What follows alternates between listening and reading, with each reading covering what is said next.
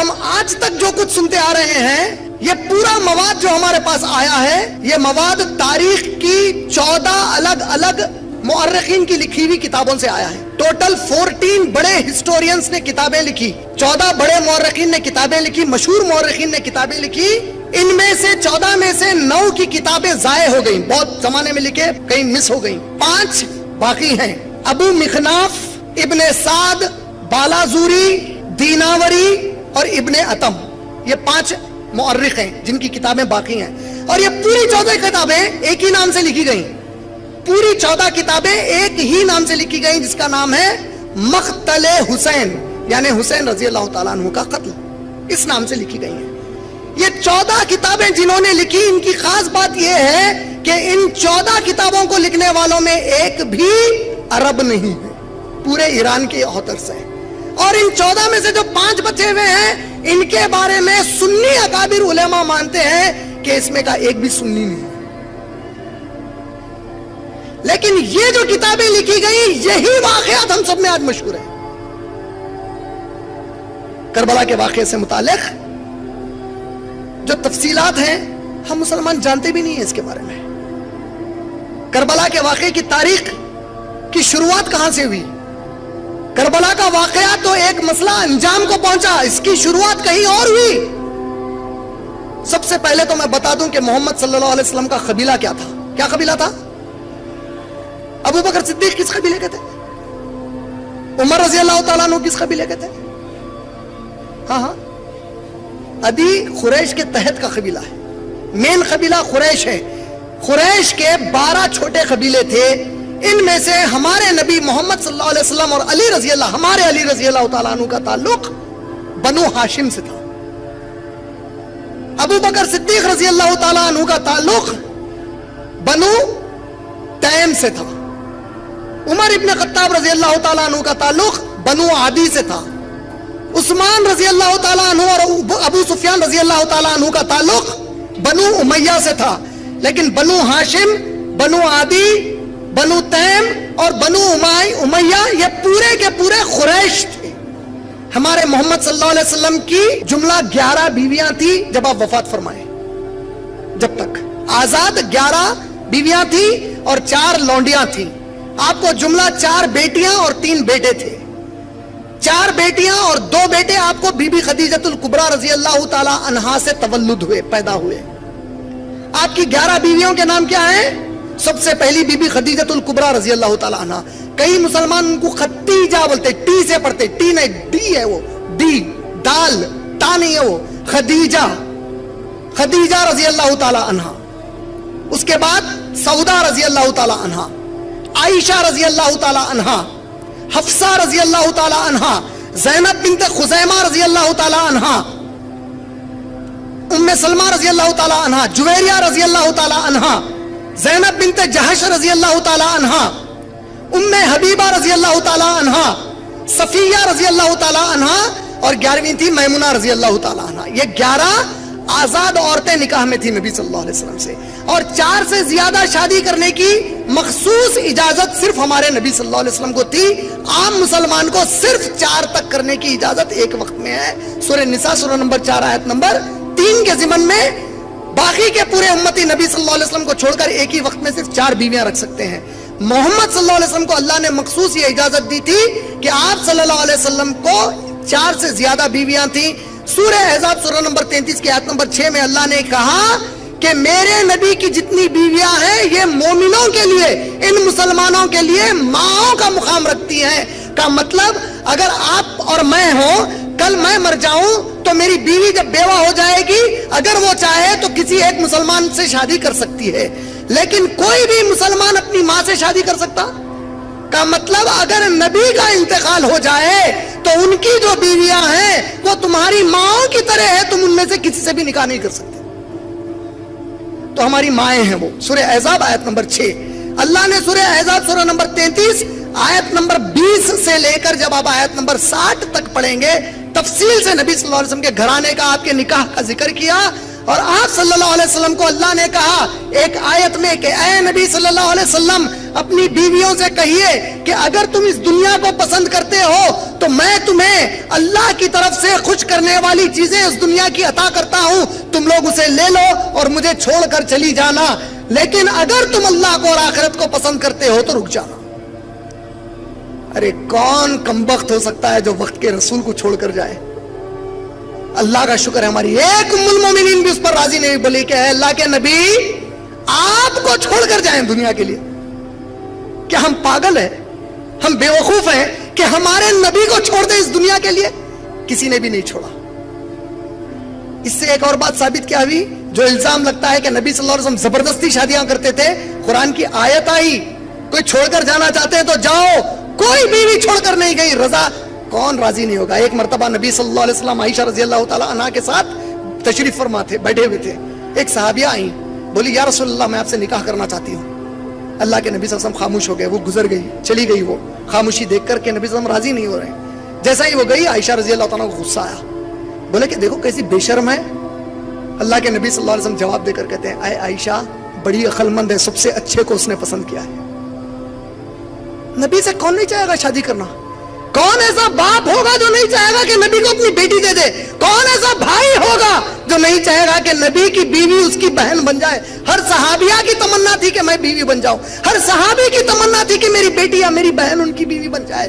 لیکن اللہ کے نبی کی شادی جو بی بی خدیجہ سے ہوئی, اس ایک نکاح کو چھوڑ کر جتنی شادیاں ہوئے اللہ کے حکم سے ہوئی, اپنی مرضی سے نبی صلی اللہ علیہ وسلم نے ایک بھی شادی نہیں کی. یہ بات ہمارے ایمان کا حصہ ہے. سمجھ میں آگے بات؟ نبی اپنی پسند سے کسی کو پسند کر کے شادی نہیں کیے. بی بی خدیجہ سے نکاح نبوت ملنے کے 15 سال پہلے ہوا. رسول کریم صلی اللہ علیہ وسلم کی عمر 25 سال تھی جب بی بی خدیجہ رضی اللہ تعالی عنہا سے نکاح ہوا. یہ ایک نکاح نبی صلی اللہ علیہ وسلم کا اپنی مرضی سے ہوا. اس کے بعد جتنے نکاح ہوئے وہ تمام کے تمام اللہ کے وحی کرنے کی وجہ سے ہوئے. تو پہلی چیز یہ نبی صلی اللہ علیہ وسلم کا گھر آنا. بی بی خدیجہ سے 4 بیٹیاں کون کون تھی؟ بی بی خدیجہ سے جو 4 بیٹیاں تھیں, بی بی رقیہ رضی اللہ تعالی عنہا, ام کلثوم رضی اللہ تعالی عنہا, زینب رضی اللہ تعالی عنہا, اور سب سے چھوٹی لخت جگر بی بی فاطمہ رضی اللہ تعالی عنہا. پنجے تنے پاک میں ہم صرف کس کا نام لیتے ہیں؟ پنجے تنے پاک میں علی رضی اللہ تعالیٰ عنہ کے ساتھ کس کا نام لیتے ہیں؟ کا مطلب باقی کے بیٹیاں ناپاک ہے. استغفر اللہ علیہ وسلم. نبی کی ہر بیٹی پاک ہے. سنی کا عقیدہ ہے کہ نہیں ہے؟ تو پاک پورے ہوئے کہ نہیں ہوئے؟ آپ کے 2 مرد بچے بی بی خدیجہ سے ہوئے, عبداللہ بن محمد, قاسم بن محمد. اور تیسرا جو لڑکا ہوا, نبی صلی اللہ علیہ وسلم کے یہ 11 بیویوں کے علاوہ 4 لونڈیاں تھیں آپ کی.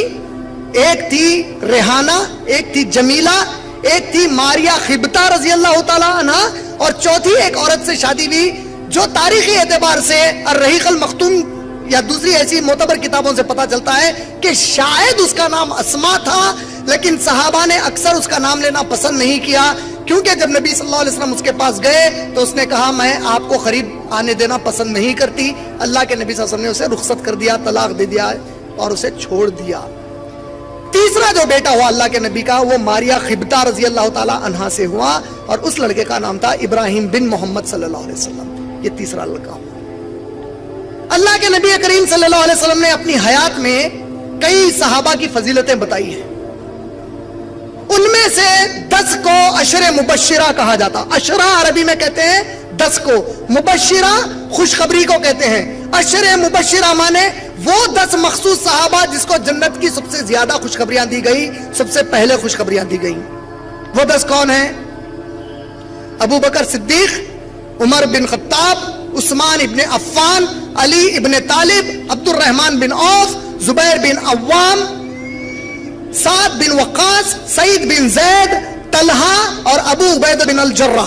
یہ 10 سب سے افضل صحابہ. یہ یاد رکھیں گے کہ بھول جائیں گے انشاءاللہ. اب ان لوگوں کا ماننا یہ ہے کہ اس میں سے قرآن میں ایک آیت آئی ہے سورہ احزاب میں, جس میں اللہ نے آیت نمبر 32 سے لے کے 34 میں کہا کہ اے نبی کی بیویوں, اگر تم میں سے کوئی بھی نبی کے بعد کوئی گناہ کرتی ہے تو اس کو دوہرا عذاب دیا جائے گا اور جو تم نیکی کرو گی اس کا بھی دوہرا اجر دیا جائے گا. آیت کیا ہے؟ اے نبی کی بیویوں، اگر تم میں سے کوئی نبی کے بعد صلی اللہ علیہ وسلم کے کوئی گناہ کرتی ہیں تو ان کو دوہرا عذاب دیا جائے گا. تو ان لوگوں کا جو سنی گھر میں نہیں رہتے ان کا ماننا یہ ہے، یہ آیت عائشہ رضی اللہ تعالیٰ عنہ کے لیے نازل ہوئی تھی. نا اس میں عائشہ رضی اللہ تعالیٰ عنہ کے بارے میں ان کا ماننا یہ ہے کہ ابو بکر صدیق نے عائشہ رضی اللہ تعالیٰ عنہ کو اچکالا کہ وہ نبی صلی اللہ علیہ وسلم کو راغب کریں تاکہ وہ شادی کر لینا. اس باللہ ہمارا ایمان یہ ہے کہ صحیح بخاری جلد نمبر 9 حدیث نمبر 7012، اللہ کے نبی کریم صلی اللہ علیہ وسلم سے عائشہ رضی اللہ تعالیٰ عنہ نے پوچھا کہ اے میرے نبی، آپ نے مجھ سے نکاح کیوں کیا؟ تو نبی کریم صلی اللہ علیہ وسلم نے فرمایا کہ اے عائشہ، مجھے اللہ نے تجھے 2 بار خواب میں دکھایا کہ ایک فرشتہ تجھے سلک کے کپڑے میں لپیٹ کر لے جا رہا تھا. میں نے اس فرشتے کو خواب میں کہا کہ بتا وہ کیا لے جا رہا ہے. اس نے کپڑا کھولا اور میں نے تمہیں دیکھا تو میں نے خواب میں ہی دعا مانگی کہ اے اللہ، اگر یہ میرے حق میں ہے تو تو اپنی مرضی سے اسے مجھے پہنچا دے. مجھے خواب میں ہی اشارہ دیا گیا تھا کہ میں تجھ سے نکاح کرنے والا ہوں. ہماری عائشہ رضی اللہ تعالیٰ عنہ پر یہ تہمت کہ وہ بدکار تھی، نعوذ باللہ، کہ وہ گنہگار تھی، ایسا ہو سکتا؟ اور جو ہماری ماں کو یہ بولے کبھی ہمارا دوست ہو سکتا؟ اب اس کے بعد جو واقعہ کربلا ہے، اس کی تاریخ تو آپ لوگ کئی بار سنے ہی ہیں. واویلا ہوتا ہے اس مہینے میں. علامہ اقبال کا ایک بڑا پیارا شعر ہے، وہ سنا کر باقی کا واقعہ سناتا ہوں. علامہ اقبال کہتے ہیں، کہہ دو غم حسین منانے والوں سے، کہہ دو غم حسین منانے والوں سے، مومن کبھی شہداء کا ماتم نہیں کرتے. کہہ دو غم حسین منانے والوں سے، مومن کبھی شہداء کا ماتم نہیں کرتے. ہے عشق میری جان سے بھی زیادہ اہل بیت سے، اہل بیت سے مجھے میری جان سے زیادہ محبت ہے. ہے عشق مجھے اپنی جان سے زیادہ اہل بیت سے، یوں سرے عام کوئی ان کا تماشا نہیں کرتے. روئے وہ جو منکر ہیں شہادت حسین کے، ہم تو زندہ و جاوید پر ماتم نہیں کرتے. ایک بچپن میں میرا دوست تھا، وہ گھر والا تھا. میں ایک دن اس کو پوچھا، بھائی دیکھ، میرے کو ایک بات سمجھا، تیرے حساب سے ہمارے نبی صلی اللہ علیہ وسلم، تیرے حساب سے نبی صلی اللہ علیہ وسلم کے گھرانے پر بہت ظلم ہوا. جو کمبخت حرام خور نے ہمارے نبی کے گھرانے پر ظلم کیا، اللہ کی قسم اللہ اسے جہنم نصیب کر دے. لیکن وہ ظلم کا جو تم لوگ تذکرہ کرتے، کیا تم لوگ محسوس نہیں کر رہے ہیں کہ اس کے ذریعے سے میرے نبی کے گھرانے کے خواتین کی عزت روڈ پر اچھال رہے ہیں تم لوگ؟ ارے ایسا کیسا ہوتا؟ میں بولا ایک میں مثال دینا چاہ رہا ہوں میرے بھائی تیرے کو. یہی کہہ رہے ہیں علامہ اقبال. کیا کہہ رہے ہیں؟ لیکن ہم سرے عام ان کا تماشا نہیں کرتے. میں بولا میرے بھائی برا مت مان، میں ایک چیز پوچھنا چاہ رہا ہوں، تیرے گھر میں کوئی کمبخت گھس گیا، آج کل انڈیا میں ریپ بہت ہو رہا نا، اب گھر میں گھس گیا، کوئی بھی نہیں ہے، خالی تیرے گھر کے عورتیں ہیں، اور کچھ بدکاری کر کے چلا گیا، تو اب اگلے سال وہ تاریخ کے اوپر تو گھر کے اوپر اسپیکر لگا کے ارے رے رے رے گھر کا دروازہ توڑ کے گھسا تھا، گھر میں کوئی بھی نہیں تھے رے، ارے گھر میں گھس کے ایسا کرا سنا تھا. ارے کمبخت میرے نبی کے گھرانے کے بارے میں تماشا کرتے پھر رہے، میرے نبی کے گھرانے کی عورتوں کو روڈ پر بیان کر رہے ہیں، نعوذ باللہ من ذالک. علامہ اقبال وہی کہہ رہے ہیں، ہم سرے عام ان کا تماشا نہیں کرتے. میں اس کو بولا اللہ کرے کہ اللہ کسی مومن کو شہادت کی موت نہ دے. یہ کیا بات ہوئی؟ میں بولا نہیں بھائی، شہادت کی موت نہیں چاہیے. یہ کیسی بات ہوئی؟ شہادت نہیں آنا بھائی، اللہ کسی بد نصیب کو بھی نصیب نہ کرے، میرے دشمن کو بھی شہادت نہ آئے. ارے کیسی بات کر رہا بھائی، شہادت بہت بڑی چیز ہے. میں بولا پھر ماتم گئی کو کر رہے. ارے شہادت اگر بہت بڑی چیز ہے تو ماتم کس بات کا ہے؟ اور اگر تم ماتم کرتے ہو تو غنیت الطالبین میں شیخ عبد القادر جیلانی رحمۃ اللہ علیہ صفحہ نمبر 459 پر کہتے ہیں کہ ماتم کرنا حرام ہے.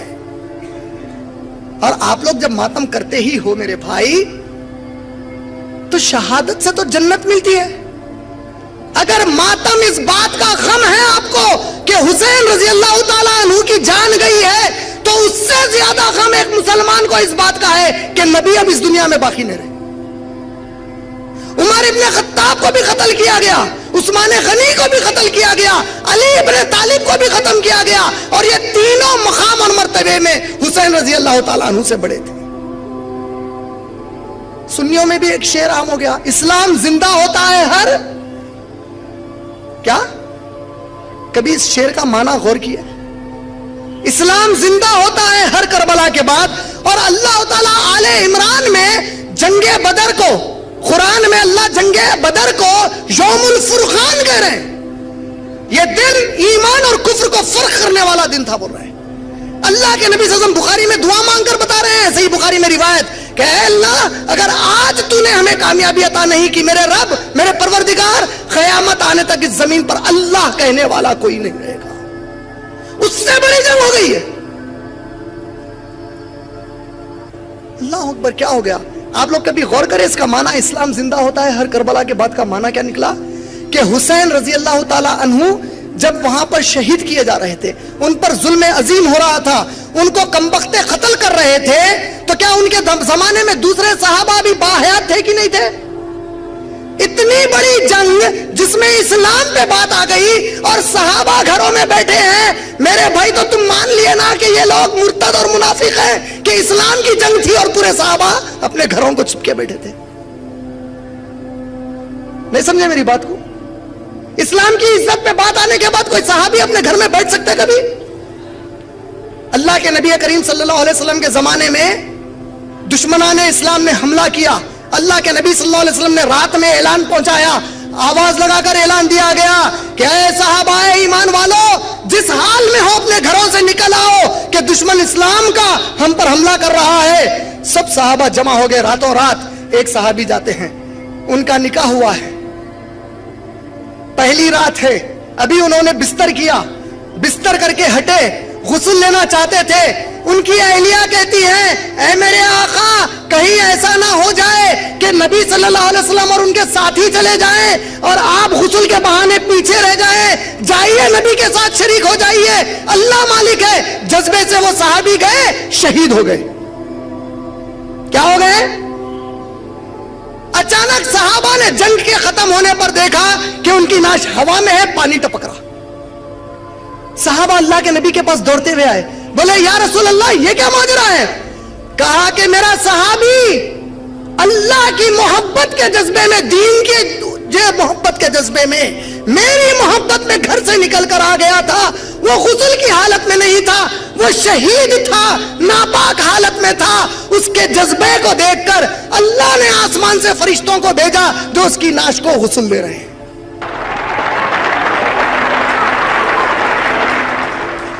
یہ تو میں ایک چھوٹے سے صحابی کا، درجے میں چھوٹے سے صحابی کا قصہ سنایا۔ آپ کہہ رہے ہیں کہ کربلا میں اسلام مر چکا تھا اور اس کو زندہ کیا ایک خبر ہے حسین رضی اللہ تعالیٰ عنہ نے۔ تو آپ ذرا سمجھائیے میرے بھائی کہ باقی کے صحابہ تو منافق اور مرتد ہو گئے کہ اسلام کی عزت پہ بات تھی، کوئی بھی نہیں تھا، صرف حسین رضی اللہ تعالیٰ عنہ تھے۔ کیا کہتے ہیں ابھی بھی اسلام زندہ ہوتا کربلا کے بعد؟ ارے اسلام مر ہی نہیں سکتا، تم مر سکتے، میں مر سکتا ہوں، اسلام کبھی نہیں مر سکتا، اللہ کا وعدہ ہے۔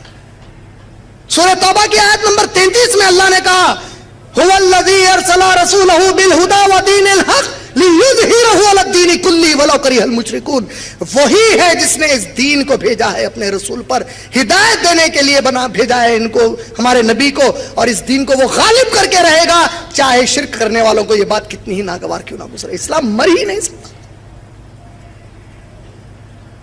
کربلا کا جو واقعہ ہے، اس کی تاریخ عمر ابن خطاب رضی اللہ تعالیٰ عنہ کے دور سے شروع ہوتی ہے۔ اس کو سمجھنے کے لیے یہ نقشہ سعودی عربیہ کا ہے، یہ جو پورا آپ دیکھ رہے ہیں اس زمانے کا ایران ہے، یہ پورا اس زمانے میں یوروپ ہے، یہ پورے حصے پہ اور یہ پورے حصے پر عمر ابن خطاب رضی اللہ تعالیٰ عنہ کے دور پہ مسلمان پہنچ چکے تھے اسلام کا جھنڈا لہراتے ہوئے۔ ایک طرف اتنی دور پورا ایران آ گیا، ایک طرف وہاں تک چلے گئے۔ کہاں تک چلے گئے تھے؟ پیرس کے قریب تک چلے گئے تھے، فرانس میں۔ علی رضی اللہ تعالیٰ عنہ، عمر رضی اللہ تعالیٰ عنہ عثمان رضی اللہ تعالیٰ عنہ اور ابو بکر صدیق رضی اللہ تعالیٰ عنہ کے دور میں ہوم منسٹر تھے. کیا تھے؟ پورے فوج کو بھیجنا, ملک کے اندر کے قانون کے نظام کو چلانا, یہ علی رضی اللہ تعالیٰ عنہ کے ذمہ تھا. عمر رضی اللہ تعالیٰ عنہ کے دور میں جب یہ فتوحات ہوئے تو نتیجہ یہ نکلا, جب ایران فتح ہوا تو ایران میں بادشاہت تھی, ان لوگوں کے دل میں ایک بدلے کا جذبہ تھا. وہ بدلے کا جذبہ ان کے دماغ میں کیوں تھا؟ کیونکہ ان کے دل میں پہلے سے ہی عربوں کے ساتھ, دیکھیں آج ہندوستان اور چین کے درمیان, ہندوستان اور پاکستان کے درمیان ایک تناؤ ہے. اس میں آپ کسی صورت بھی نہیں چاہتے کہ ایک ہندوستانی پاکستانی سے ہارے, ایک ہندوستانی چین سے ہارے. ہم چاہتے نہیں کچھ بھی ہو جائے, ہم کو جیتنا ہے.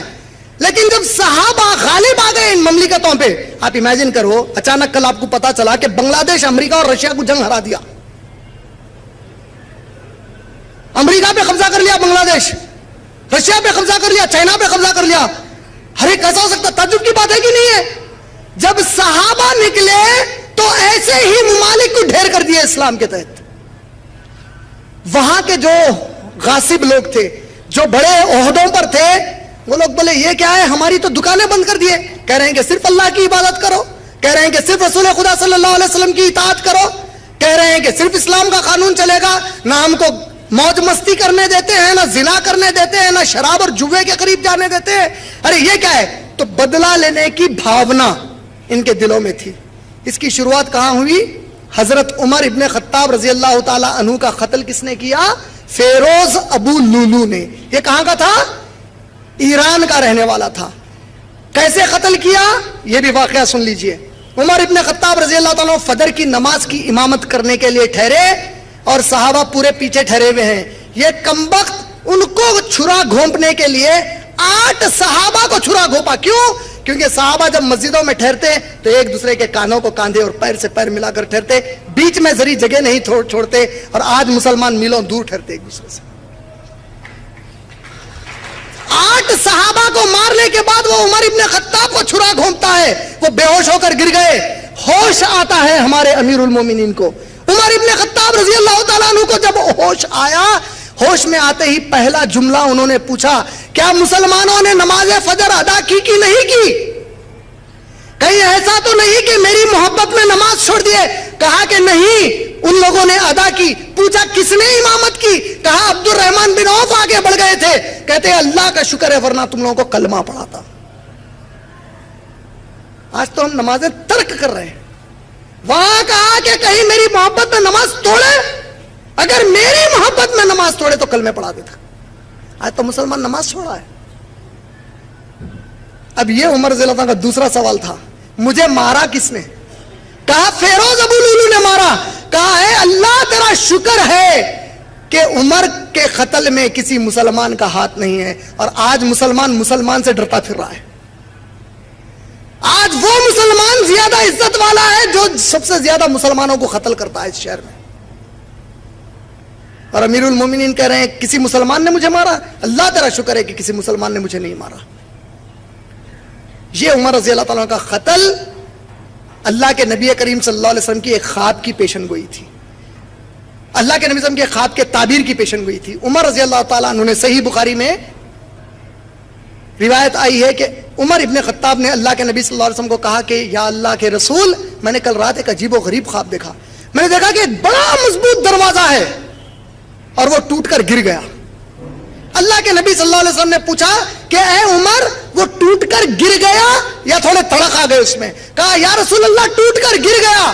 کہا کہ اے عمر میرے امت کا خلا تو ہے, میرے عمر اس کا دروازہ تو ہے, جس دن تو گرے گا میری امت میں فتنے آنے لگ جائیں گے.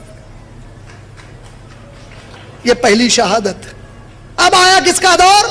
عثمان غنی رضی اللہ تعالیٰ عنہ کا دور آیا. جب عثمان غنی رضی اللہ تعالیٰ عنہ خلیفہ بنے, ان کی خلافت 13 سال تک تھی. کتنے سال تھی؟ آپ کے شروع کے 10 سال بہت زبردست گئے. آپ کے خلافت کے دور میں صحابہ انڈونیشیا ملیشیا تک گئے. ہندوستان میں سب سے پہلے اسلام کس نے لایا؟ ہم کہتے ہیں معین الدین چشتی رحمۃ اللہ علیہ نے لایا, لیکن تاریخ کہتی ہے کہ صحابہ کیرلا میں آئے. 200 سے زیادہ صحابہ کی خبریں کیرلا میں ہیں. آج ارے ہمارے صحابہ کوئی چپا چھوڑ سکتے زمین کا اللہ کے نبی کے؟ وہ لوگ لائے، انڈونیشیا تک لے گئے. اب دور شروع ہوا دوسرے بڑے فتنے کا. عثمان رضی اللہ تعالیٰ عنہ کے دور میں یمن کے علاقے سنا سے نکل کر ایک شخص آیا جس کا نام عبداللہ ابن سبا تھا. یہ شخص آ کر مسجد نبوی کے پاس ٹھہرتا ہے اور کہتا ہے مجھے عثمان بن عفان سے ملاؤ، مجھے ان کے ہاتھ پر کلمہ پڑھنا ہے. ہمارے عثمان رضی اللہ تعالیٰ عنہ ہم جیسے لالچی نہیں تھے جو لوگوں کو کلمے پڑھا کر سب میں اشتہار کرتے پھرتے میں نے اتنوں کو کلمے پڑھائے، اتنوں کو کلمے پڑھائے. انہوں نے اس کو سوال کیا اور پوچھا کہ تو یمن سے یہاں تک آیا، کیا راستے میں تجھے کوئی مسلمان نہیں ملا جس کے ہاتھ میں کلمہ پڑھتا؟ میرے تک اگر دین سے محبت ہے، اللہ پر سچا ایمان ہے، تو میرے کلمہ پڑھانے کا کیا ہے، کہیں بھی پڑھ لیتا. اور یہ عبداللہ بن سبا کون تھا؟ یمن کے سنا کے ایک بہت بڑے یہودی عالم کا بیٹا تھا. وہ یہودی خاندان جب مسلمان قبضہ کیے یمن پر تو وہ خاندان ان کا غلام بن کر آیا. یہ بچ گیا، اس نے اسلام کا ڈھونگ کیا اور اس ڈھونگ کو لے کر چلا کہ جب موقع ملے گا میں وار کروں گا ان کے اوپر. یہ عثمان رضی اللہ عنہ کے دور میں مسجد نبوی میں پہنچا اور وہاں رہنا شروع کیا. اس نے 3 سوال مسلمانوں کے بیچ کرنا شروع کیے.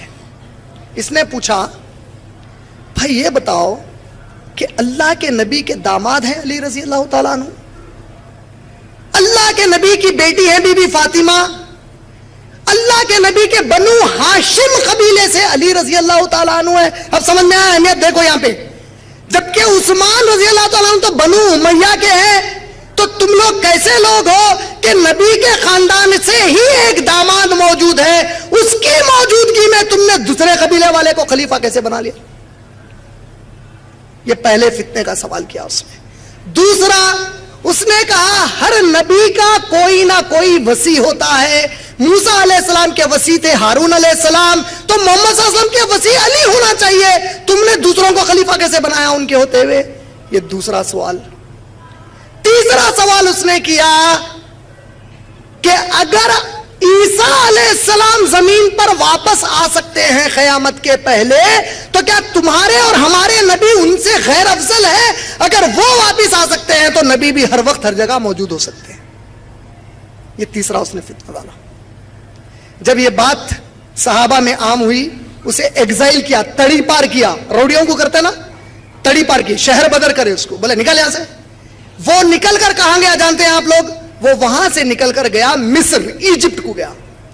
ایجپٹ میں جانے کے بعد اس نے سوچا کہ جو صحابہ والے مسلمان ہیں اور ان سے ملنے جھلنے والے قریبی مسلمان ہیں، یہ علم کے پکے ہیں کیونکہ صحابہ کی صحبت ہے ان کو. لیکن ایسے کئی مسلمان ہیں جو نو مسلم ہیں، جو صرف اسلام لانے کے بعد محاذ پر جنگوں میں ہیں، ان کا علم اتنا پکا نہیں ہے. ان سے مل کر شروع کیا کہ کیا تم اسلام کو پھیلانے میں مصروف ہو؟ کب تک خالی باہر دیکھتے رہو گے؟ ذرا گھر کے اندر دیکھو. لوگوں نے کہا کیا ہوا؟ بولا میں مدینے سے ابھی آ رہا ہوں، میں دیکھتا ہوں کہ عثمان اہل بیت پر بڑا ظلم کر رہا ہے وہاں پہ. نعوذ باللہ، یہ جھوٹ باندھا اس نے. آپ کی میری تو نبی صلی اللہ علیہ وسلم سے محبت ہے، اللہ کی قسم ہے، قربان ہے کروڑ، ہر سانس پر قربان ہے ہمارے نبی کے. ہم وہاں جو مسلم تھے بولے ہاں ہمارے نبی کے گھرانے پر ظلم ہو رہا. تو ایک جذبہ پیدا کیا پہلے بی بی فاطمہ اور علی رضی اللہ تعالیٰ عنہ کے لیے، اور عثمان رضی اللہ تعالیٰ عنہ کے خلاف اس نے ایک جذبہ پیدا کیا. یہ جذبے کو بھڑکانے لگا، وہی سوال ڈالنے لگا. عمر ابن العاص رضی اللہ تعالیٰ عنہ کو پتا چلا یہ کمبخت یہاں پہ یہ کر رہا ہے، اس کو وہاں سے شہر بدر کرے، لات مار کے نکالے. اب وہاں سے نکل کر یہ پہنچا کہاں پر؟ کوفہ. کوفہ پہ گیا. کوفہ کیا تھا اس زمانے میں؟ میں آپ کو کیا بولا ابھی؟ علی رضی اللہ تعالیٰ عنہ کیا تھے 3 خلفاء کے دور میں؟ کیا تھے بولا؟ ہوم منسٹر تھے. عمر رضی اللہ تعالیٰ عنہ کے دور میں جب مسلمان فرانس کے قریب تک گئے تو علی رضی اللہ تعالیٰ عنہ نے مشورہ دیا. کس کو؟ عمر رضی اللہ تعالیٰ عنہ کو، کہ اے امیر المومنین، مدینے سے پیرس تک کا فاصلہ بہت دور ہے، ہم ان دونوں کے بیچ کے ایک علاقے کو کنٹرول روم بناتے ہیں تاکہ احکامات وہاں سے آپ تناتے ہیں، یہاں سے وہاں جانے میں مشکل ہو رہی ہے. ہم کوفہ میں ایک کینٹونمنٹ ایریا بناتے ہیں، آرمی کا ایریا بناتے ہیں، اس کو کنٹرول روم بنا کر وہاں سے بھی ہم کنٹرول کرتے ہیں ادھر والے لوگوں کو. عمر ابن خطاب راضی ہو گئے لیکن ان کی شہادت ہو گئی. عثمان رضی اللہ تعالیٰ عنہ بھی راضی ہوئے اور ان کے دور میں وہاں پہ کینٹونمنٹ ایریا بسا جہاں پہ ملٹری والے اکثر رہا کرتے تھے. اب یہ پہنچا ان کے پاس, یہ واقعے کو غور سے سنو, یہ پہنچا ان کے پاس اور ان لوگوں کا دماغ خراب کرنا شروع کیا. بولا کہ کیسے مسلمان ہو تم لوگ, نبی کے گھرانے پر وہاں ظلم ہو رہا ہے, میں دیکھ کر آ رہا ہوں, قسم ہے اللہ کی میں نے بڑا ظلم دیکھا ہے, اور تم لوگ خالی یہی پھر رہے ہو, نبی کے گھرانے سے تمہاری محبت نہیں ہے. لفظ ان کو بھڑکاتا گیا یہاں تک کہ ان فوجیوں میں سے ایک کثیر تعداد کو راضی کیا کہ چلو ہم مدینے کا حصار کرتے ہیں اور علی رضی اللہ تعالیٰ عنہ کو اپنا خلیفہ بنا لیتے ہیں. مدینہ پلٹ کر آیا.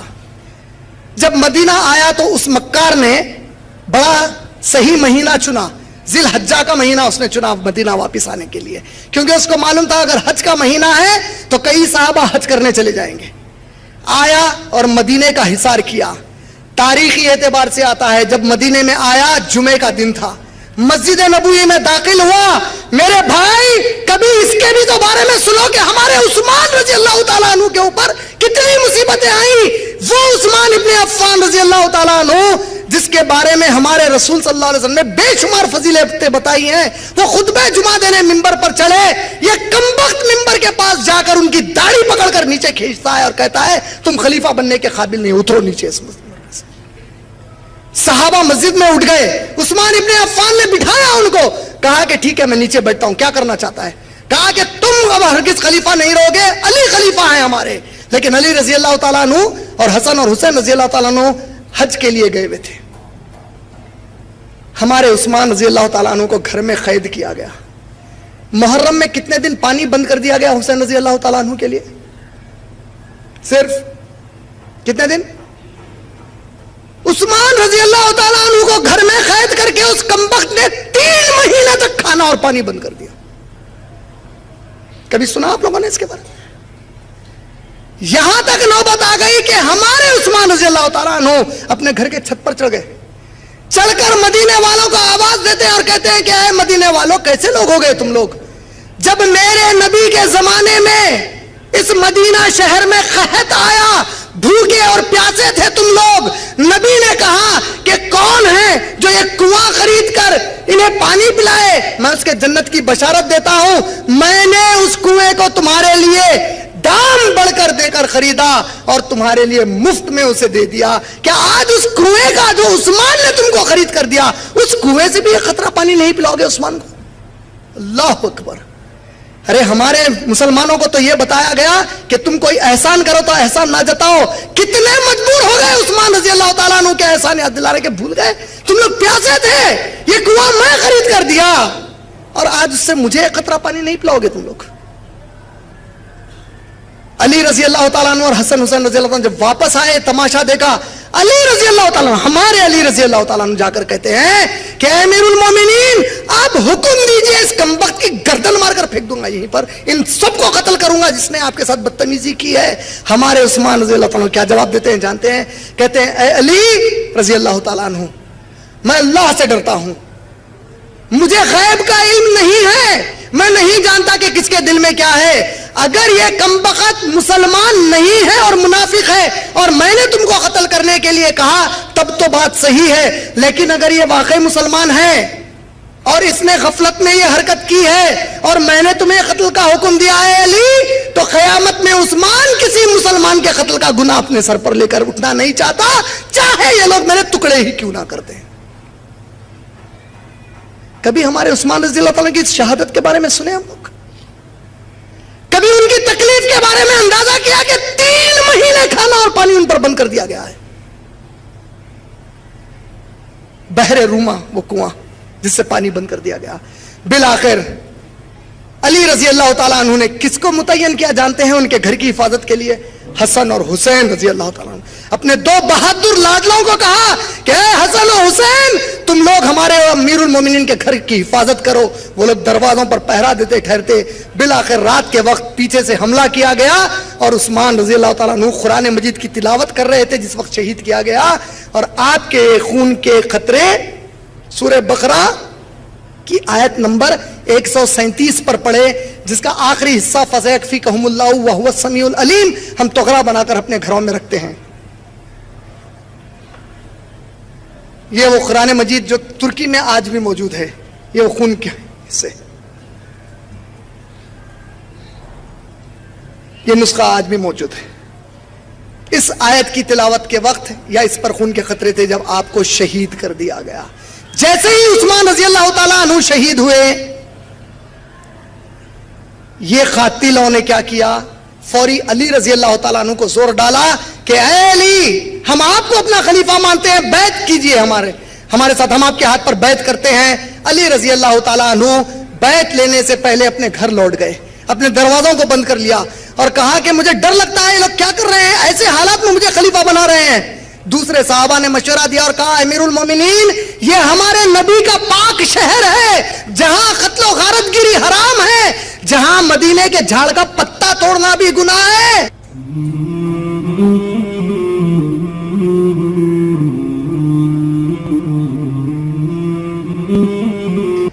یہ وہ شہر ہے میرے نبی کے فضیلت کا کہ یہاں کے جھاڑ کا پتا بھی توڑنا گناہ ہے. اگر مسلمانوں کی یہاں قتل و غارت گیری شروع ہوگی تو بڑا ہنگامہ ہوگا. امیر المومنین، وقت کی نزاکت کو سمجھ کر آپ خلیفہ بن جائیے. اللہ کی قسم ہمارے امیر المومنین علی رضی اللہ تعالیٰ عنہ کو حکومت کا کوئی شوق نہیں تھا. حالات کی نزاکت پر انہوں نے فوری ان لوگوں سے بیعت قبول کر لی. یہ جب بیعت قبول کرتے ہیں تو پتا چلا کہ معاویہ رضی اللہ تعالیٰ عنہ اس زمانے میں کوفہ کے گورنر ہیں. ان کو جب پتا چلا تو وہ فوری فوج لے کر وہاں سے آئے. بولے کہ یہ کیسے ہو سکتا ہے کہ علی رضی اللہ تعالیٰ عنہ بجائے قاتل عثمان کو سزا دینے کے ان کے ہاتھ پر بیعت کرا لیے. بولے کہ ان کو چھوڑ دیا. اور انہوں نے بیعت کی اتنی جلدی کیوں کی؟ جب وہ لوگ پہنچے تو اب دونوں میں بحث و تکرار کا مسئلہ شروع ہوا. معاویہ رضی اللہ تعالیٰ عنہ کے گروہ میں کون کون تھے آپ جانتے ہیں؟ عشر مبشرہ میں گرایا 10. بھائی آپ لوگوں نے جواب نہیں دیا تو چھوڑ دو. بولا ابو بکر صدیق، عمر، عثمان رضی اللہ تعالیٰ عنہ، یہ 3 کا تو قتل ہو گیا تھا. بچے کون تھے؟ علی رضی اللہ تعالیٰ عنہ. علی رضی اللہ تعالیٰ عنہ کے خلاف کون آئے ہیں؟ معاویہ رضی اللہ تعالیٰ عنہ. اور معاویہ رضی اللہ تعالیٰ عنہ کے ساتھ جو باقی کے عشر مبشرہ ہیں وہ پورے ادھر ہیں. ام المومنین عائشہ رضی اللہ تعالیٰ عنہ انہی کے ساتھ ہیں. یہ پورے ایک ہی بات کہہ رہے ہیں. یہ کہتے ہیں کہ اے علی ابن طالب، آپ خلیفہ بنتے ہیں، ہمیں کوئی اعتراض نہیں، لیکن قاتل عثمان سے بدلہ تو لیجئے. یہ عثمان کون عثمان ہے؟ اللہ اکبر. قرآن مجید آپ لوگ سورہ فتح پڑھتے ہیں. سورہ فتح سنا ہے کہ نہیں سنا ہے؟ سورہ فتح میں ایک واقعہ آیا ہے جسے بیت الرضوان کہا گیا. بیت الرضوان کا معنی کیا ہے؟ پتا چلا کہ اللہ کے نبی کریم صلی اللہ علیہ وسلم فتح مکہ سے پہلے حج کا ارادہ کیے، عمرے کا ارادہ کیے، عمرے کا ارادہ کیے. اور آپ صلی اللہ علیہ وسلم اپنے صحابہ کو لے گئے ایک مقام پر، مکے سے پہلے رکے اور عثمان غنی رضی اللہ تعالیٰ عنہ کو کہا کہ اے عثمان، یہ مکے کے لوگ تمہاری عزت کرتے ہیں، یہ جانتے ہیں کہ تم ایک اچھے نیک انسان ہو، کم سکون انسان ہو. تم ان کے پاس جاؤ اور ان کے سرداروں سے ملو اور ان سے کہو کہ ہمارے نبی اور ان کے صحابہ صرف طواف کرنا چاہتے ہیں، ہم مکے کو تم سے جنگ کرنے نہیں آئے ہیں، ہم کوئی ہتھیار نہیں لائے ہیں. جاؤ اور ان سے بات کرو، وہ راضی ہو جائیں تو ہم جائیں گے اور طواف کریں گے. عثمان رضی اللہ تعالیٰ عنہ یہ بات کرنے گئے. 3-4 دن میں واپس آنے کا اندیشہ تھا. دن بڑھ گئے، کچھ زیادہ ہی بڑھ گئے اور منافقوں نے چاہا کہ نبی کو لڑائیں تاکہ نبی صلی اللہ علیہ وسلم اور صحابہ جو بغیر ہتھیار کے آئے ہیں، کفار ان پر حملہ کر کے ان کا جانی اور مالی نقصان کر دیں. ان لوگوں نے ایک افواہ اڑائی کہ عثمان رضی اللہ تعالیٰ عنہ کو ان لوگوں نے قتل کر دیا. جھوٹی بات کہی. کن لوگوں نے کہی؟ منافقوں نے، تاکہ نبی صلی اللہ علیہ وسلم کو نقصان پہنچائے. جیسا ہی یہ بات ہوئی، دیکھیے عثمان رضی اللہ عنہ کی فضیلت بتا رہا ہوں آپ لوگوں کو، میں عظمت بتا رہا ہوں ہمارے عثمان کی. اللہ کے نبی کریم صلی اللہ علیہ وسلم ایک جھاڑ کے نیچے چبوترے پر بیٹھ کر پورے صحابہ کو بلائی. ادھر آؤ صحابہ، میرے تال صحابہ. بولے اے صحابہ، میرا عثمان سنا ہے کہ قتل ہو گیا ہے. اے صحابہ، کیا تم اپنے رسول کا ساتھ دو گے میرے عثمان کے خون کا بدلہ لینے کے لیے؟ پورے صحابہ نے نبی صلی اللہ علیہ وسلم کے ہاتھ پر بیعت کی. کہا یا رسول اللہ، ہمارے ماں باپ، ہماری جان، ہمارا مال سب آپ پر سے قربان. یا رسول اللہ، آپ حکم کیجئے، ہم ہر طریقے سے آپ کے ساتھ ہیں. ہمارے ساتھی عثمان رضی اللہ تعالیٰ عنہ کے خون کے بدلے کے لیے. جیسا یہ بیعت صحابہ نے نبی کے ہاتھ پر رکھ کر کی، اللہ اکبر، عثمان رضی اللہ عنہ کی فضیلت کا اندازہ کرو۔ قرآن کی سورہ فتح کی اللہ نے آیت نازل کی، کہا کہ اے نبی، صحابہ کے ہاتھ پر آپ کا ہاتھ اور آپ کے ہاتھ پر اللہ کا ہاتھ، اللہ بڑا خوش ہوا آپ لوگوں کی محبت کو دیکھ کر آپس کی، اللہ آپ لوگوں کو آزما رہا تھا کہ تم آپس میں کتنے محبت کرتے ہو ایک دوسرے سے۔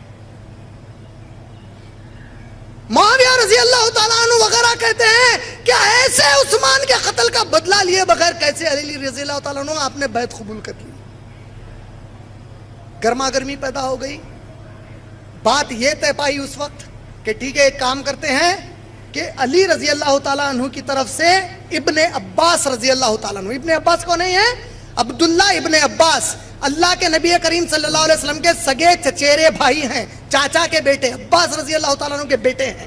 عبداللہ ابن عباس رضی اللہ تعالیٰ عنہ علی رضی اللہ تعالیٰ عنہ کی طرف سے آئیں گے، اور معاویہ رضی اللہ تعالیٰ عنہ کی طرف سے موسیٰ اشعری رضی اللہ تعالیٰ عنہ آئیں گے، کیونکہ صحابہ ان دونوں کی بڑی عزت کرتے تھے۔ وجہ، اللہ کے نبی صلی اللہ علیہ وسلم نے ایک مرتبہ دعا کی اللہ سے کہ اے اللہ، میرے اس ابن عباس کو قرآن کی تفسیر کا علم دے دے۔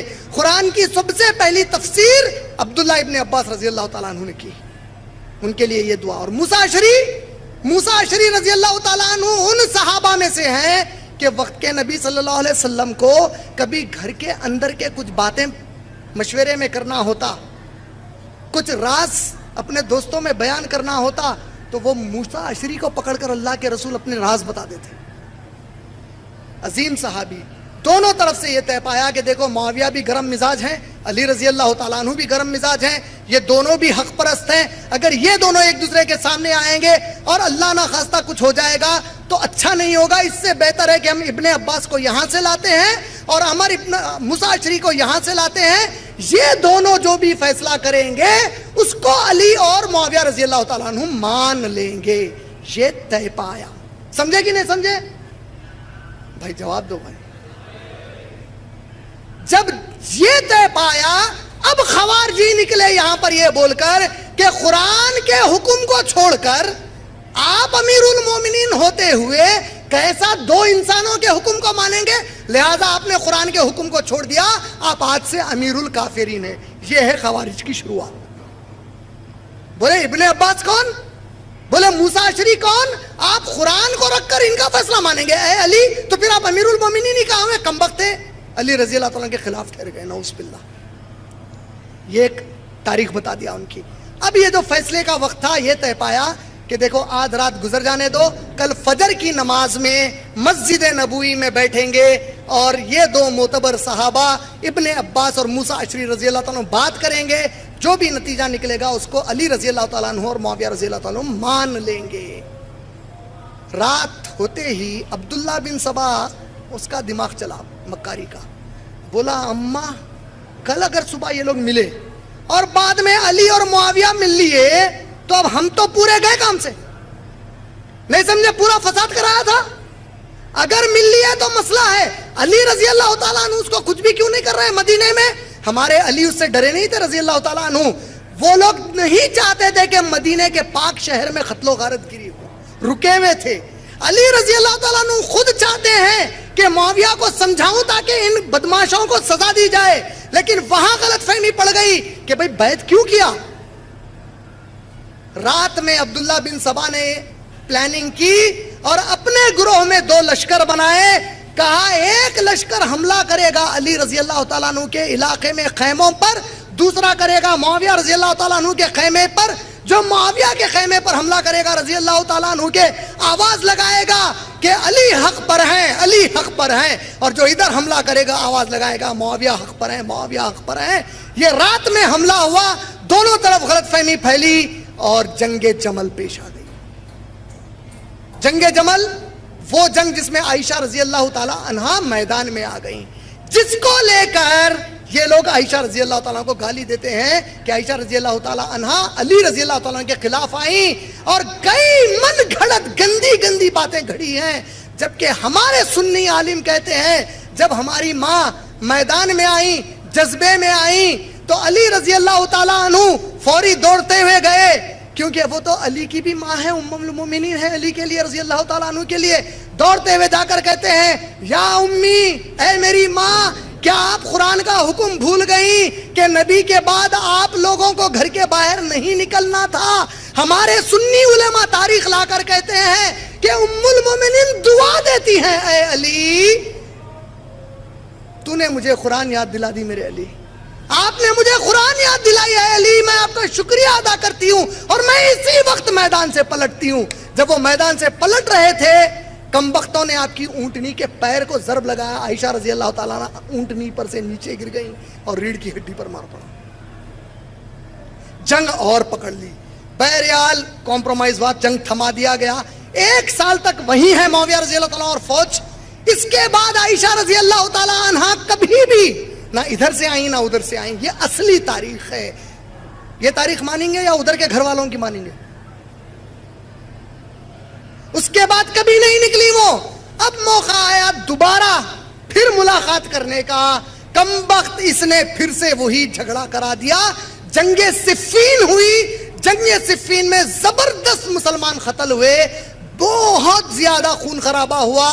آخری میں وہ معاویہ رضی اللہ تعالیٰ عنہ نے تلوار کی نوک پر قرآن کو اٹھایا، اس کے مصحف کو، کہا اے علی رک جاؤ رک جاؤ رک جاؤ، بس کر دو. یہ واقعہ صحیح ہے، لیکن واقعے کو پیش کرتے ہیں یہ کہہ کر کہ معاویہ رضی اللہ تعالیٰ عنہ ڈر گئے، علی نے دھجیاں اڑا دی ان کی. ڈرے یا نہیں ڈرے میں نہیں جانتا، لیکن وہ جو تلوار پر قرآن اٹھائے تھے اس کی وجہ کچھ اور تھی. وجہ کیا تھی؟ اللہ اکبر. دیکھو ہمارے صحابہ کو نبی کے قول کا کتنا پاس ہوا کرتا تھا. صحیح بخاری جلد نمبر 4 حدیث نمبر 67. اللہ کے نبی کریم صلی اللہ علیہ وسلم نے بی بی سمیہ کے بیٹے عمار بن یاسر کے لیے کہا کہ اے عمار، ایک ایسا وقت آئے گا جب مسلمانوں کے 2 بڑے گروہ آپس میں لڑ پڑیں گے. جب ان میں لڑائی ہوگی تو جو گروہ غلطی پر ہوگا وہ تیرا قتل کر دے گا. کیا کہا تھا اللہ کے نبی صلی اللہ علیہ وسلم نے کہ اے عمار، 2 مسلمان گروہوں میں جھگڑا ہوگا، جب یہ جھگڑا ہوگا تو تجھے وہ گروہ قتل کر دے گا جو غلطی پر ہو. عمار بن یاسر تھے علی رضی اللہ تعالیٰ عنہ کے ساتھ اور ان کا قتل ہو گیا جنگ صفین میں. جیسا ہی معاویہ رضی اللہ تعالیٰ عنہ کو پتا چلا کہ عمار بن یاسر کا قتل ہو گیا، معاویہ رضی اللہ تعالیٰ عنہ کو حدیث یاد دلائی گئی کہ نبی نے کہا تھا جو گروہ غلط ہے وہ قتل کرے گا عمار تیرا. فوراً معاویہ رضی اللہ تعالیٰ نے کہا کہ اللہ کی قسم ہے میں نے اس کو قتل نہیں کیا. کہا لیکن آپ ہی تو جنگ کرا رہے ہیں. کہا جنگ روک دو اے علی، اب بس ہے اب رک جاؤ. جنگ روک دی گئی. معاویہ رضی اللہ تعالیٰ عنہ واپس چلے گئے عراق کی طرف، کوفہ کی طرف واپس لوٹ گئے. علی رضی اللہ تعالیٰ عنہ مدینے میں تھے.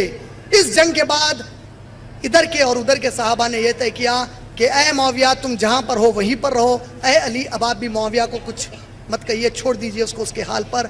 علی رضی اللہ تعالیٰ عنہ خلیفہ جب تک تھے، میں آپ لوگوں کو بتاتا چلوں، معاویہ رضی اللہ تعالیٰ عنہ نے ایک دفعہ بھی ان کی خلافت کے خلاف ایک لفظ نہیں کہا. کبھی معاویہ نے نہیں کہا علی مدینے کے خلیفہ ہیں اور میں یہاں کا خلیفہ ہوں.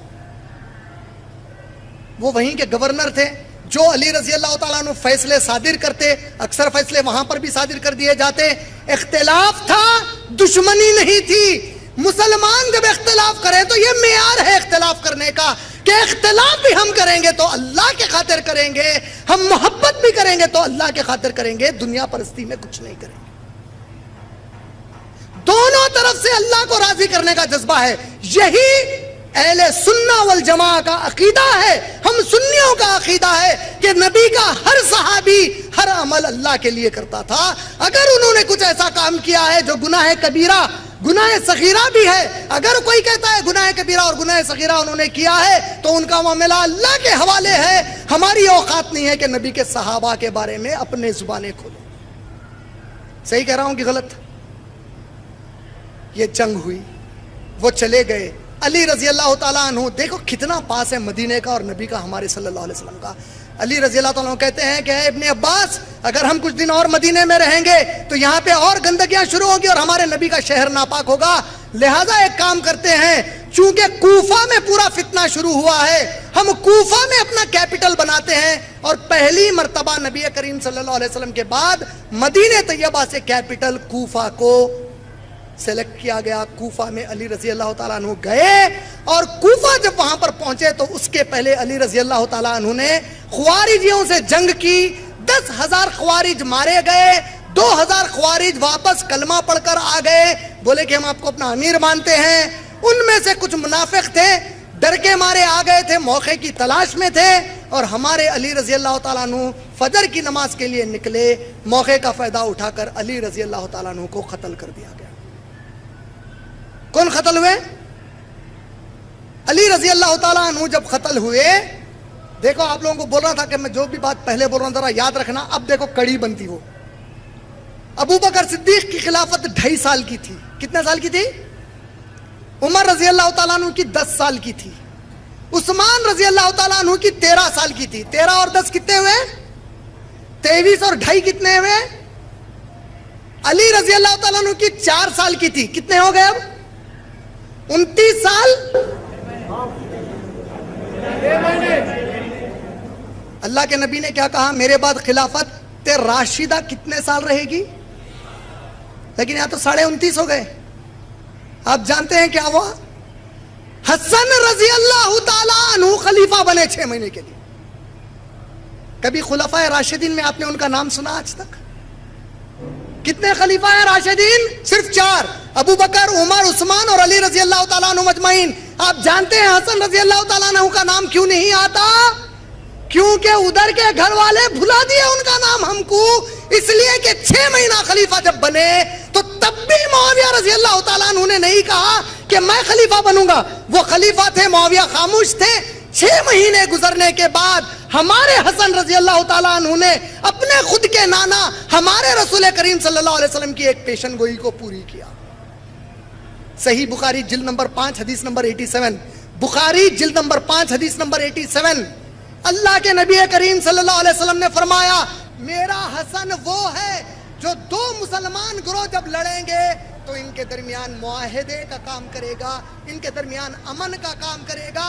6 مہینے کی خلافت کے بعد حسن رضی اللہ تعالیٰ عنہ خود سے جا کر معاویہ رضی اللہ تعالیٰ عنہ کے ہاتھ پر بیعت کر کے کہتے ہیں کہ اے معاویہ, میں اپنی بیعت آپ کو دیتا ہوں, آج سے آپ ہمارے خلیفہ ہیں. نہیں سمجھے؟ یہ 6 مہینے ملائے تو 30 سال ہوئے. اللہ کے نبی کی کوئی بات جھوٹ ہو سکتی؟ کوئی غلط ہو سکتی؟ اللہ کی قسم میرا باپ کا باپ ہونا جھوٹ ہو سکتا, میری نبی کا قول جھوٹ نہیں ہو سکتا. نبی نے کہا 30 سال, لیکن ہمارے لیے حسن رضی اللہ تعالیٰ عنہ کی خلافت بھلائی گئی, کیونکہ اگر ان کی خلافت کو مان لیا جائے تو انہوں نے معاویہ رضی اللہ تعالیٰ عنہ کے ہاتھ پر بیعت خود کی. تو تم جب اب معاویہ رضی اللہ تعالیٰ عنہ کو غلط کہو گے تو ہم پلٹ کر پوچھیں گے کیا بھائی حسین رضی اللہ تعالیٰ عنہ کے بڑے بھائی نے بیعت کی تھی, وہ غلط تھے کیا؟ معاویہ رضی اللہ تعالیٰ عنہ خلیفہ بنے 19 سال کے لیے. کتنے سال کے لیے؟ 19 سے 20 سال کے لیے وہ خلیفہ بنے. جب وہ خلیفہ بنے تو انہوں نے کبھی بھی کوئی فوج مدینے کو نہیں بھیجی یہ کہنے کے لیے کہ جاؤ اور حسین کو زبردستی کرو کہ وہ بھی خلافت کو میری قبول کریں. انہوں نے کبھی بھی ایسا نہیں کیا, اور 20 سال تک معاویہ رضی اللہ تعالیٰ کی خلافت میں ہمارے حسین رضی اللہ تعالیٰ عنہ نے بھی کبھی نہیں کہا کہ مجھے خلیفہ بننا ہے. اختلاف کا معیار دیکھ رہے ہیں, لیکن پیش کیسا کیا گیا پورا. انہوں نے وہاں جبر نہیں کیا, انہوں نے یہاں جبر نہیں کیا. معاویہ رضی اللہ تعالیٰ عنہ جب گزر گئے تو یزید بن معاویہ رضی اللہ تعالیٰ عنہ خلیفہ بنائے گئے. کون بنائے گئے؟ میں یزید کو رضی اللہ تعالیٰ عنہ نہیں بولا, یزید بن معاویہ رضی اللہ تعالیٰ عنہ خلیفہ بنائے گئے. جب وہ خلیفہ بنائے گئے اس وقت شروع ہوا کوفیوں کے خطوط کا سلسلہ. حسین رضی اللہ تعالیٰ خط پر خط لکھتے, خط پر خط لکھتے اور کہتے کہ اے حسین یہ یزید عیاش ہے, اے حسین یہ بے نمازی ہے, اے حسین یہ عیاش ہے, تم آؤ اے حسین ہم آپ کے ہاتھ پہ بیعت کرتے ہیں. لگ بھگ 60,000 خط لکھے گئے. حسین رضی اللہ تعالیٰ عنہ جب پہلے شروع میں خط آنے لگے چھوڑ دینے لگے, بعد میں چونکہ آتے ہی جاتے ہیں اب توجہ دینے لگے. جب توجہ دینی شروع کی تو ان کوفیوں کی خواہش تھی کہ نبی صلی اللہ علیہ وسلم کے پورے گھرانے کو ختم کرے, کیونکہ کوفیوں کے پیچھے دماغ کس کا تھا؟ یہودیوں کا تھا. بدلے کی तड़प थी कि अच्छा हमारे पे कब्जा किए, हमको मदीने से बाहर किए। अल्लाह के नबी सल्लल्लाहु अलैहि वसल्लम, देखो हमारे नबी सल्लल्लाहु अलैहि वसल्लम क्या किए, मदीने के हुदूद में यहूदी भी पहले रहते थे, उन लोगों ने एक सहाबिया के साथ छेड़छाड़ की। क्या की उन लोगों ने? पूरे यहूदियों को मदीने के बाहर कर दिया। आज तो मुसलमान खुद अपनी बहनों को छेड़ता है। नबी ने यहूदियों को मदीने के बाहर कर दिया सिर्फ बच्चियों को छेड़ने की वजह से। इनके दिमाग में बैठ गया कि अच्छा हमको बाहर किया, अब देखो हम तुम्हारे खानदान से कैसा बदला लेते हैं। खुतूत लिखना शुरू किए। हुसैन रजी अल्लाह ताला अन्हु ने सोचा कि इतने खत आए हैं और यजीद बिन मुआविया रजी अल्लाह ताला अन्हु अगर ये जालिम है, अय्याश है, तो यकीनन जब इतने लोग मेरे हाथ पर बैत करना चाह रहे हैं तो मुझे जरूर जाना चाहिए। आपने जाने का इरादा किया। आप मक्कतुल मुकरमा से निकलते हैं इरादे से जाने के। अब्दुल्ला इब्ने अब्बास रजी अल्लाह ताला अन्हु, हमारे नबी सल्लल्लाहु अलैहि वसल्लम के चचाजाद भाई, आकर रोकते हैं। कहते हैं मेरे हुसैन, आप उम्र में मुझसे छोटे हो, आप नबी के लाडले नवासे हो, आप मेरे भाई अली के बेटे हो, मैं आपका चिचा हूं रिश्ते में। है मेरे हुसैन, ऐ मेरे हुसैन, मेरे बच्चे, आप कूफियों के बारे में नहीं जानते। ये कूफी वो हैं जिन्होंने हमसे हमारे उस्मान को खींचा रजी अल्लाह ताला अन्हु। ये कूफी वो हैं जिन्होंने आपके वालिद अली रजी अल्लाह ताला अन्हु को कत्ल कर दिया है। ये कुछ जरूर साजिश करके आपको बुला रहे हैं, मत जाओ मेरे बच्चे। हुसैन रजी अल्लाह ताला कहते हैं कि नहीं, मुझे जाना जरूरी है क्योंकि इतने खुतूत आए। लेकिन जाने के पहले उन्होंने इरादा किया कि मुस्लिम रहमतुल्लाह अलैह आपके साथ एक अहले ईमान ताबई थे, मुस्लिम रहमतुल्लाह अलैह, उनसे कहा कि जाओ और कूफियों के हाल और उनके वाकयात को देखो और देखो कि क्या हकीकत में वो हकीकत में संजीदा है। अगर वो संजीदा है तो फिर तो कोई बात नहीं, हम तो निकल ही पड़े हैं, रास्ते में मिलते हैं और फिर हम लोग सब चलते हैं। मुस्लिम रहमतुल्लाह अलैह चले गए। अब्दुल्ला बिन उमर रजी अल्लाह ताला अन्हु को खबर हुई, उमर रजी अल्लाह के बेटे को, हुसैन रजी अल्लाह ताला अन्हु जा रहे हैं। अब्दुल्ला बिन उमर रजी अल्लाह ताला अन्हु को खबर हुई कि वो मदीना छोड़कर निकल चुके हैं, 3 दिन हो गया है।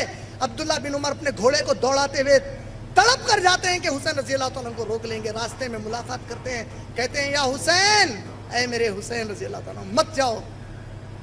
ऐ हुसैन, आप उस नाना के नवासे हो कि जब जिब्राइल अलैहिस्सलाम आपके नाना के पास आए और कहा कि ऐ अल्लाह के रसूल, पाक परवरदिगार फरमाता है कि आप इस दुनिया को छोड़कर वहां आना चाहते हैं या इस दुनिया में रहना चाहते हैं, आपकी मर्जी पर छोड़ दिया गया है। तो आपके नाना ने इस दुनिया से बेहतर आखिरत को समझा, आप उस नाना के नवासे हो, जो होता है उसे छोड़ो, आप उसकी फिक्र में रखे। हुसैन रजी अल्लाह ताला ने कहा कि नहीं अब्दुल्ला बिन उमर, मुझे जाना है। अल्लाह के नबी सल्लल्लाहु अलैहि वसल्लम ने के बाद हुसैन रजी अल्लाह के इस वाक़े के ऊपर हुसैन रजी अल्लाह कूच करने के इरादे में थे, अपने पूरे अहल खाना को लेकर गए। जब वो पहुंच रहे थे, रास्ते में खबर मिली कि कूफियों ने मुस्लिम रहमतुल्लाह अलैह का कत्ल कर दिया। आपने इरादा फौरन पलटने का किया। मुस्लिम रहमतुल्लाह अलैह के साहिबजादे आपके साथ थे। हुसैन रजी अल्लाह कहते हैं कि या हुसैन, मेरे बाप का खून का बदला लीजिए अब आप, क्योंकि आपने भेजा था, वो कत्ल हुए हैं, अब आप उनके खून का बदला लीजिए। हुसैन रजी अल्लाह ताला अन्हु अब on the horns of A dilemma थे कि जाऊं या वापस हो जाऊं। लेकिन हमारे हुसैन रजी अल्लाह ताला अन्हु हमारे नबी के नवासे हैं, वो कैसे गवारा करते कि उनकी वजह से कोई मर जाए और वो डर कर वापिस हो जाए। उन्होंने कहा कि अब जो होता है होता, मेरे मुकद्दर में जो है वही होगा, अब मैं जाऊंगा उधर ही। जब वो वहां पहुंचने लगे तो कूफा के इलाके का गवर्नर अब्दुल्ला बिन जियाद ने उमर इब्ने साद को, अपने कमांडर को आर्मी के देकर कहा कि जाओ और हुसैन और पूरे घर वालों को कत्ल कर दो।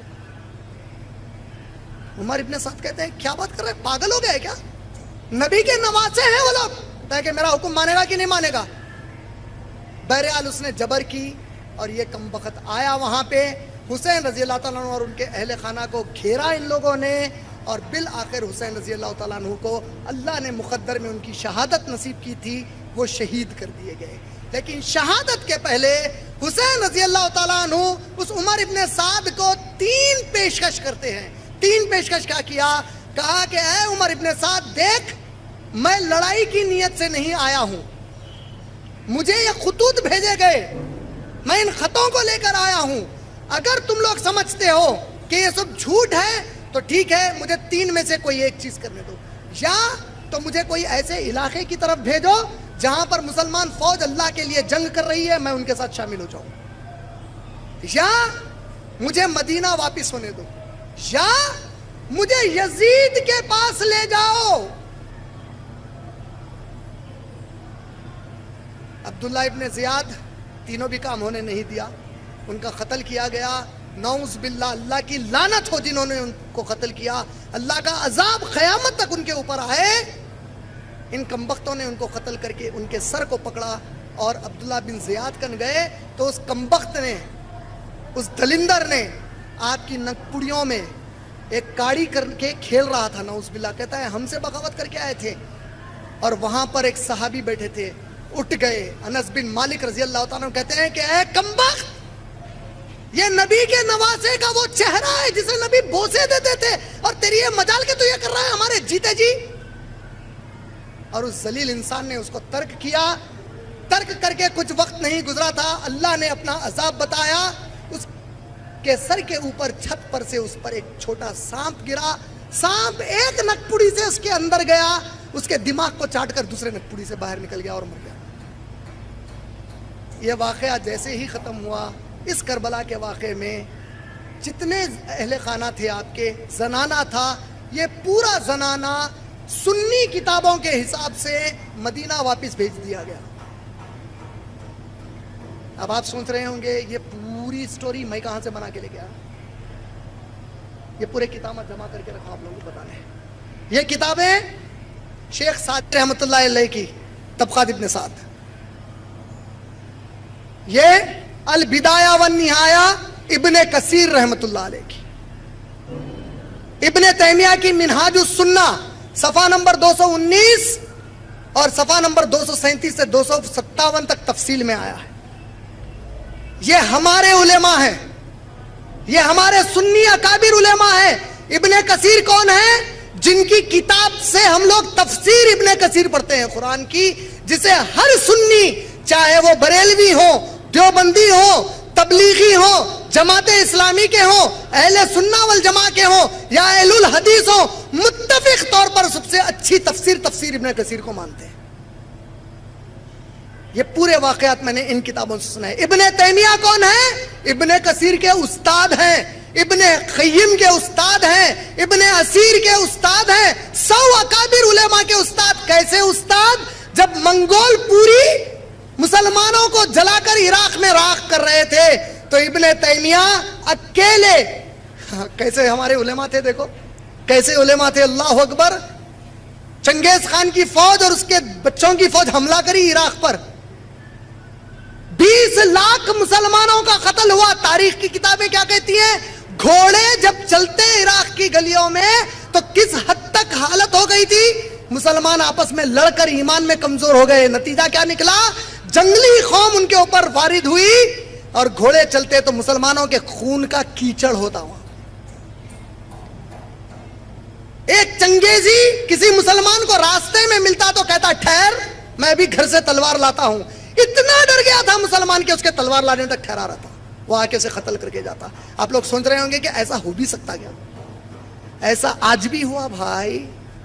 حال حال میں ہندو نیوز پیپر میں ایک رپورٹ آئی، کشمیر میں بعض بدبخت ایک گاؤں میں گھس گئے، مسلمان مردوں کو گھر سے نکالا، آج کل کی بات نہیں ہے، تقریباً 10-12 سال پرانی بات ہے، نکال کر کہا باہر ٹھہرو، اندر گھس کے ریپ کیے، باہر نکل کے صبح کے وقت آئے، ہلنا نہیں، یہاں سے گھر میں نہیں جانا جب تک ہم نہیں آئے، گئے اور اپنے دوسرے دوستوں کو لائے تک مسلمان ہاتھ بن کے وہیں بیٹھے ہوئے۔ یہ میرے گھر کی رپورٹ نہیں ہے، ہندو نیوز پیپر کی رپورٹ۔ جب تم آپس میں لڑتے، اللہ نے قرآن میں کہا ہے، سورہ انفال آیت نمبر